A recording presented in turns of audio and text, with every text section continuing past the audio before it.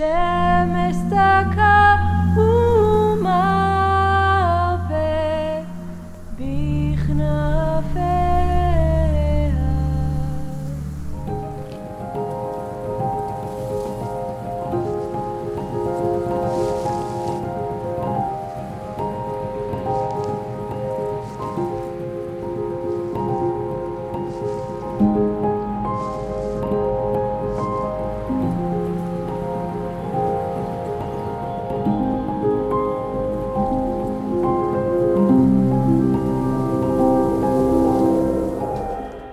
We've seen how Boaz and Ruth met each other for the first time.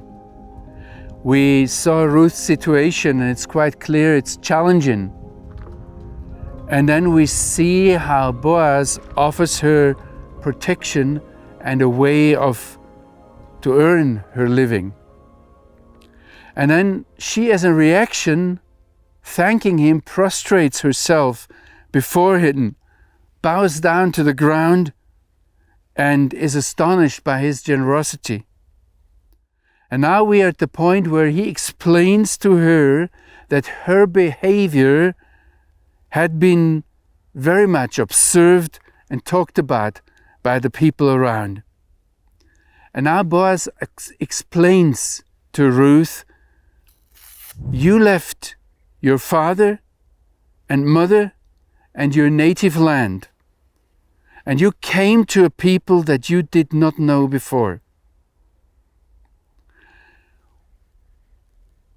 Saying this, Boaz points to several passages early in the Bible. For example, this expression that you left your father and your mother only once appears again in the Bible.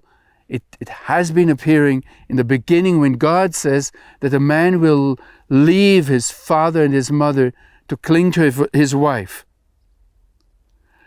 And it's interesting that father and mother appears quite often in the Hebrew Bible, but this leaving father and mother only appears here and in Genesis 2:24.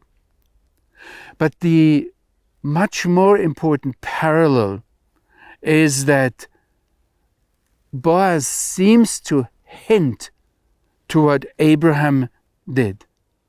The Midrash, the ancient Jewish interpreters of the Bible, they at once point to Genesis 12 verse 1 and say this is nothing else than what Abraham did.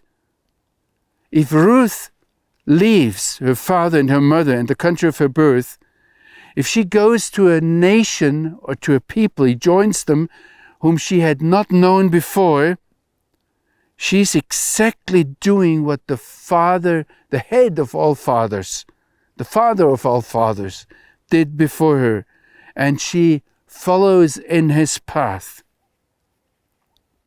So Boaz is acknowledging that Ruth is the equivalent to those who, like Abraham, leave father and mother, leave their home country, and God is doing something with them.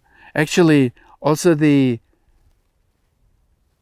Hebrew term Eretz Moledet, or Moledetcha, or Moledetech, is not very much appearing except for 3 times in the father's story, and then here, twice with Abraham and once with Jacob.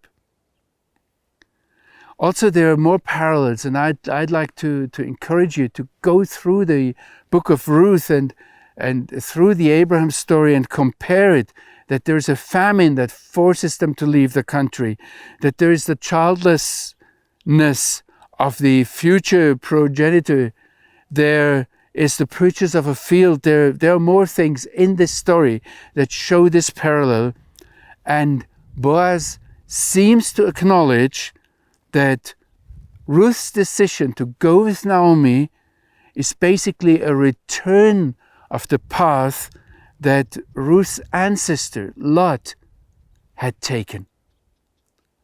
He left Abraham and went with his daughters to the other side of the Jordan or to the other side of the Dead Sea to build up the nation of Moab.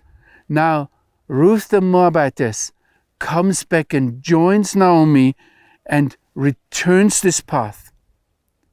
And we have to see that in the whole of the biblical context, and we have to see that this is a preparation.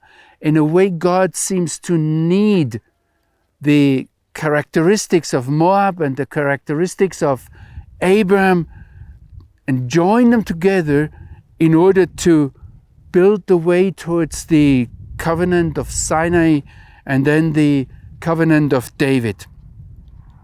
What we see here is Abraham prefiguring that what God wants to do through him with the Gentile nations, through him with all the families of the earth, and what God is doing through Ruth with Naomi.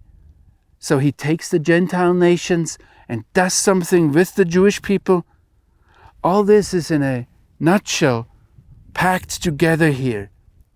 And if we see the whole way through to the New Testament, we have to think of Romans 4. We have to think of the father of faith who is there identified with Abraham. It's basically what Paul writes to the church in Rome, that Abraham is the father of faith. And that's what we see Ruth doing. She is returning in the footsteps of Abraham to Naomi, and with Naomi to the Jewish nation, to here to the mountains of Judea.